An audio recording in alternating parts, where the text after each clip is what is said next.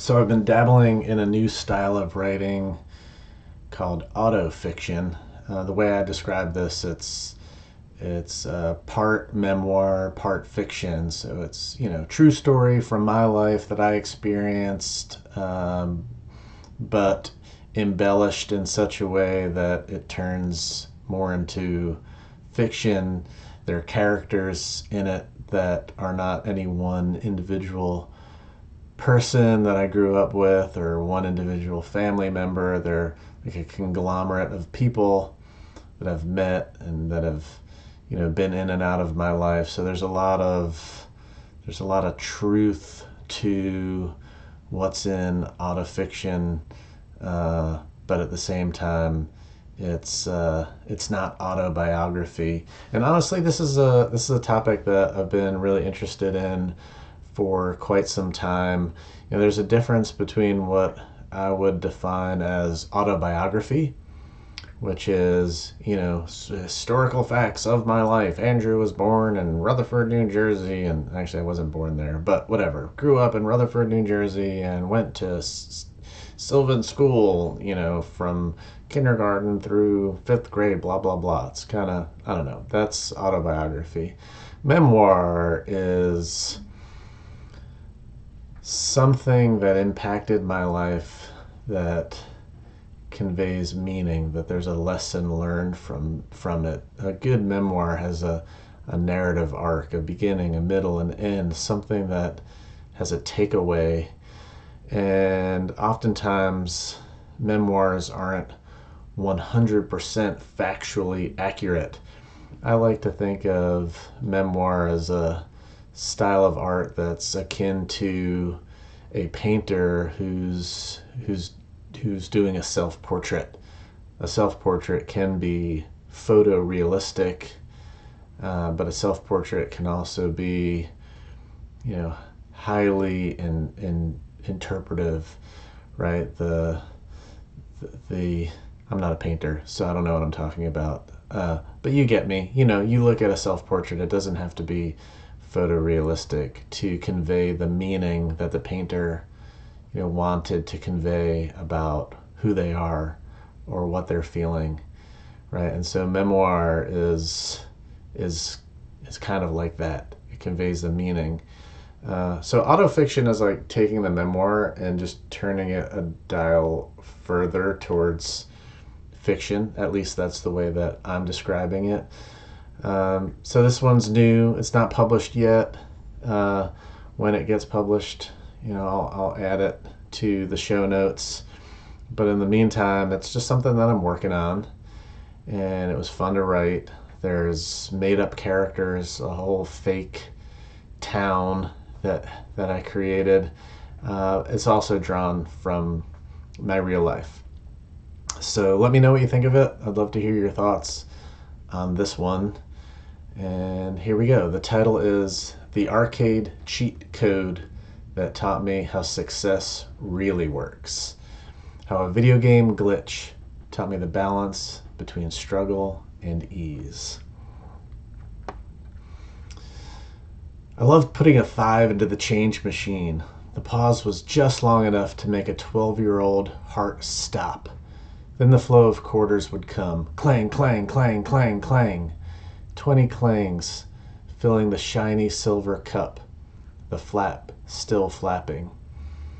I worked at Tio Lucho's cantina down at the bottom of the hill where Route 27 twists into Highway 5 in a mess of ramps everyone in Ridgehaven called the Knot.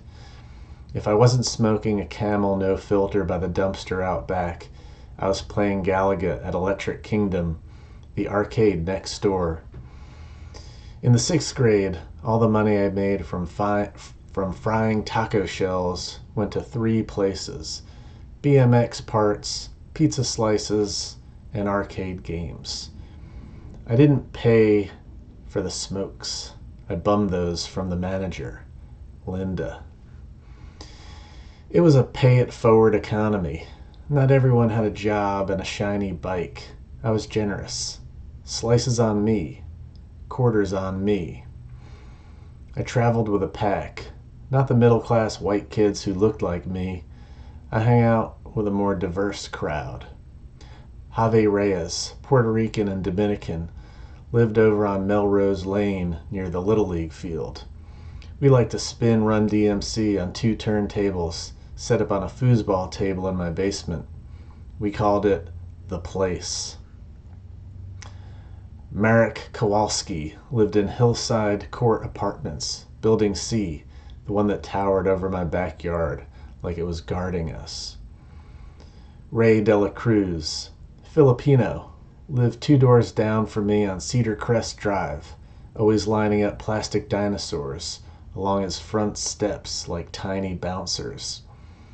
And Andre and Tank Morris, tall and unstoppable, lived on the south side of Orchard Terrace, where the sidewalks always felt warmer in the summer. I wanted to be DMC with my glasses so I can see. I wore white Adidas with fat laces, a maroon sweatsuit, and moussed up my hair for extreme shine and curl. Javi, Marek, Ray, Andre, and Tank used to hang out at the dumpster behind Tio Lucho's, waiting for me to get off from work. Yo, Drew, want to hit up Electric Kingdom? I'd share a couple of smokes from Linda, and then we'd roll over to the arcade. What a ragtag crew we must have looked like. We made our way to the quarter machine. It never took the first time. Rejected. Rejected again. Hold it just so. Stretch it. Slide it back and forth along the chrome edge of the brown money machine. Try again. Clang, clang, clang, clang, clang. I'd grab the fistful of quarters and dole them out to the crew. Then we all scattered to our favorite games. Pole Position, Pac-Man, Asteroids, Q*bert, but my favorite, Galaga. It was all about the cheat code, see.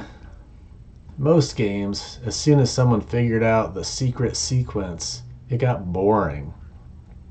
The struggle was gone. No challenge, no fun. The infinite turtle bounce trick killed Mario Bros. Knock a turtle onto its back and bounce with perfect timing, and it never flipped upright again. We could rack up points forever. No danger, no challenge, just bounce, bounce, bounce. The game became a chore. Worse was the Pac-Man safe spot where the ghost couldn't touch me. Put the joystick down and wait. The maze still blinked and chirped, but nothing happened. Press start, sit still, survive forever. Boring. But Galaga, without the cheat code, was impossible. With it, the aliens stopped shooting, but they kept on attacking. The little-known glitch created just the right balance of possible and challenging to make it my favorite game. Leave 2 of the yellow bee enemies alive on the first stage. Let one of them capture my ship with the tractor beam. Do it again, so I end up with a dual fighter. If I timed it right, starting in the next stage, the enemies dove but didn't fire. I didn't realize it until 20 years later, but there, in that arcade, at the bottom of the hill, tucked between Tio Lucho's and a liquor store under the glow of the knot, I learned the cheat codes for life.